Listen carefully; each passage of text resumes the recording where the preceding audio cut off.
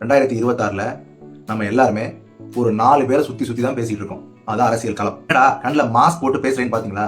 ஒரு நடுநிலையா பேசத்தான். ஏன்னா இந்த 4 பேரை சுத்தி இருக்க அரசியல நான் உங்களோட பார்வையிலையும் அவங்களோட பார்வையிலும் இல்லாம நடுநிலையா நின்று பார்க்கலான்னு இருக்கேன். அதனால தான் இன்னொரு விஷயத்த சொல்லுவோமா, பெட்ரோல் விலையிலிருந்து பிரியாணி விலை வரைக்கும் எல்லாமே அரசியல் தான். அரசியல் நம்மளையும் விடாது, நம்மளும் அரசியலை விட்டு வைக்கவும் கூடாது. ஸோ அதனால ஒரு முக்கியமான விஷயம் அதுக்கு மட்டும் தெரிஞ்சுக்கங்க. எல்லாரும் இந்த நாட்டோட குடிமகனா இருக்க அடிப்படையான ஒரு விஷயம், கண்டிப்பா ஓட்டளிக்கணும். இது நம்மளுடைய உரிமை மட்டும் கிடையாது, இது ஒரு கடமையும் கூட. அதை புரிஞ்சுக்கோங்க. இப்ப நம்ம நேரடியா இந்த 4 பேரை பத்தி பார்க்கலாமா?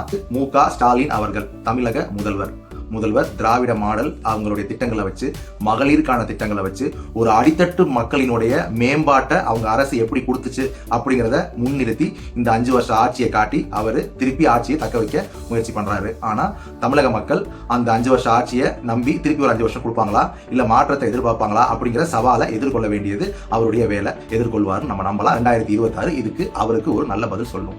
2வது, திரு எடப்பாடி பழனிசாமி அவர்கள் எதிர்கட்சி தலைவர், எளிய மக்களின் தலைவர், தொண்டர்களின் தலைவர். 17/2021 அவங்க ஆட்சியின் போது கிராமப்புற கட்டமைப்புகள் நல்லாவே இருந்துச்சு. அவங்க இப்ப இருக்கிற இந்த மெகா கூட்டணியோட ஆட்சியை மீண்டும் பிடிச்சு கோட்டைக்கு வருவாரா? காலம் தான் பதில் சொல்லும். 2026 அவருக்கு காத்துக்கிட்டு இருக்கு.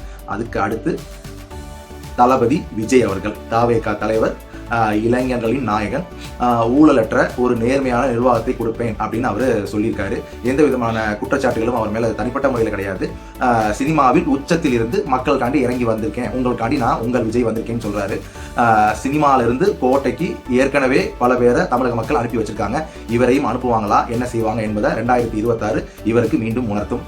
இதுக்கு அடுத்து செந்தமிழன் சீமான் அவர்கள், நாம் தமிழர் கட்சியின் தலைமை ஒருங்கிணைப்பாளர். அவங்க தமிழக மக்கள் இயற்கை ஒத்த அரசியல் மற்றும் மண் சார்ந்த, அதுக்கப்புறம் பாத்தீங்கன்னா சுய தற்சார்பு பொருளாதாரம் கொண்ட ஒரு அரசியல் கண்ணோட்டத்தை எப்போதுமே முன்னிறுத்துற ஒருத்தர்.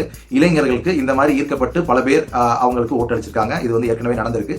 இந்த முறை அவர் அந்த ஓட்டுக்களை வாங்கி அரியணையில் அமர போறாரா, இல்ல யாருடைய அரியணை அமர போற வாய்ப்பை அவர் தட்டி பறிப்பாரா? அப்படி இல்லை, 26 அவருக்கும் நேரடியாவே சொல்லிடும். இதுதான் ஒரு கால நிலவரம்.